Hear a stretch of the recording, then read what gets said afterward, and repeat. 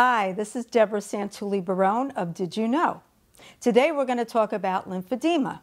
But before we get to that, let's talk about the lymphatic system. The lymphatic system runs throughout your whole body, and it's a one-way drainage. It pulls fluids through your body, it circulates in the blood. So why is that so important? Well, let me tell you. Because when you're diagnosed with breast cancer, you might have a lumpectomy, which will take out the cancer lump and the tumor, or you might have a mastectomy, which you can do a bilateral, which is 2 breasts or 1 breast off. What they do during that operation is they go in and look at your lymph nodes, the lymph nodes under your arms. What they do is they first do a sentinel node biopsy. And basically, that's a few nodes that they take out to see if there's cancer. So while you're on the operating table, they will run to pathology and test it to see if there's cancer.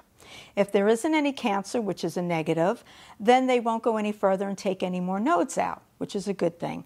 If they find some cancer, they will take out more nodes, and they will continue to take them until they find most of the cancer or just find cancer in it. So it could be a number of nodes that come out. So after that, you'll be recuperating.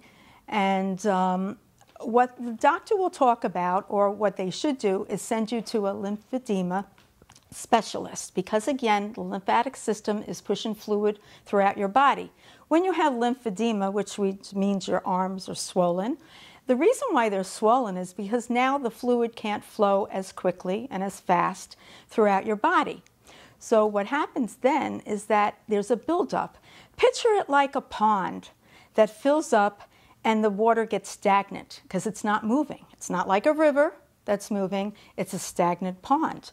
And because of that stagnation of the fluid that keeps filling up in your arm gets very swollen. Your hand gets swollen. And so the best thing, when they send you to a lymphedema specialist, who is also an occupational therapist, she will assess how bad your lymphedema is. And then you will be, an order would be taken to do a lymphedema sleeve. There are a few kinds of sleeves. So there's a sleeve that goes from, let's say, the upper arm, all the way like almost to your shoulder, down to your wrist. But the problem with that is you have to have that, yes, but another attachment will go with that. Because if you're tight here with the sleeve and you're tight here with the sleeve, your hand can get swollen, and that's not good. So then they put on a second piece called a gauntlet, and that goes from right below your knuckles, your fingers, to your wrist. And between the both of them, that should help you. Now, some people need to go on a machine that helps them a compression. That's okay. It's fine and it's normal. Then there's another kind of sleeve that goes from the fingers here all the way up the arm. Either one is fine depending on what your therapist decides on. Now, you have to know a few things about something when you have lymphedema.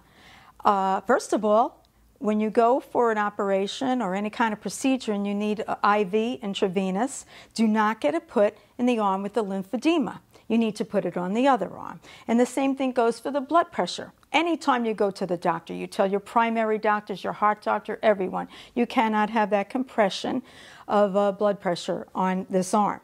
So you can have it on this arm. But the problem arises too is that what if you have nodes taking out of both arms? So you had them here, you have them here. Now what do you do? Well, you have to tell your medical professionals that you go to for certain procedures or an office visit that you can't have it on either arm. So what you would do then is you would tell them that they have to do it on the leg. That also means take an IV from your ankle or wherever they can find a vein, and also to have the blood pressure machine on your leg. And the same thing holds true for just having blood work done, because let's face it, when you have cancer, you're going to need a lot of blood work. You cannot have it taken out of the arm with the lymphedema.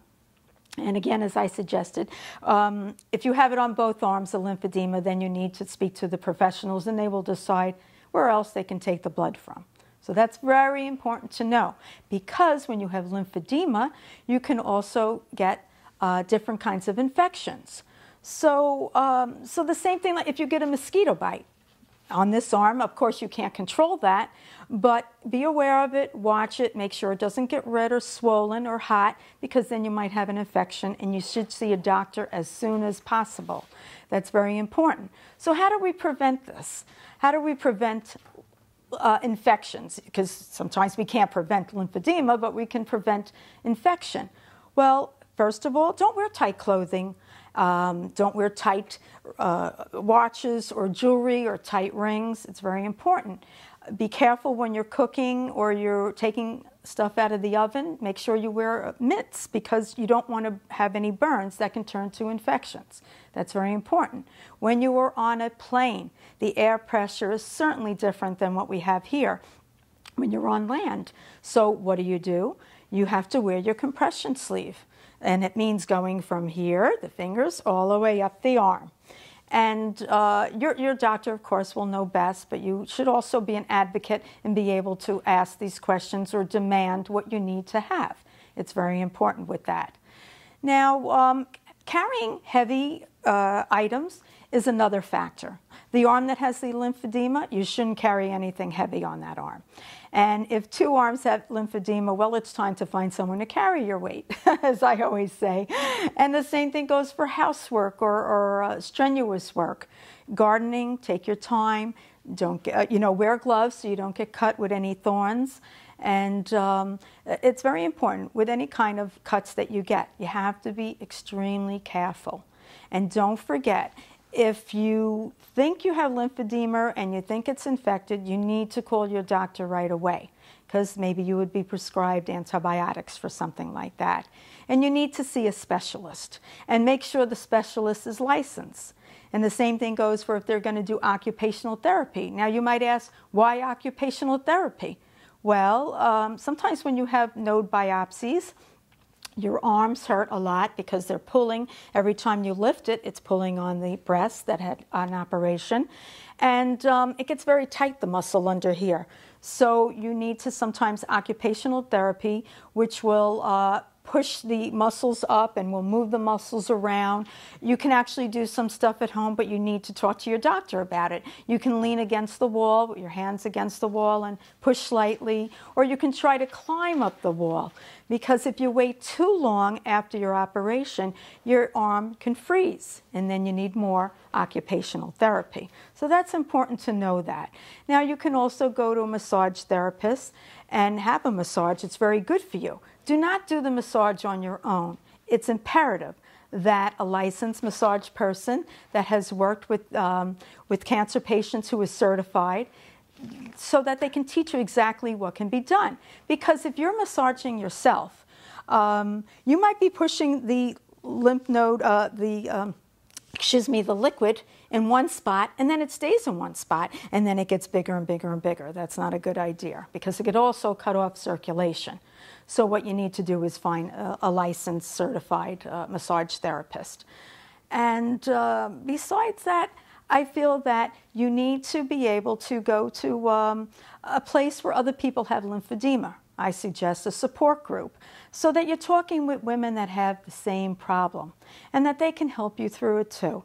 Because it could be dealt with very easily, and it's time that you should be able to do this with the feelings that you have about it. And it's not embarrassing. There are a lot of people that have it, and it could be rectified to a certain extent.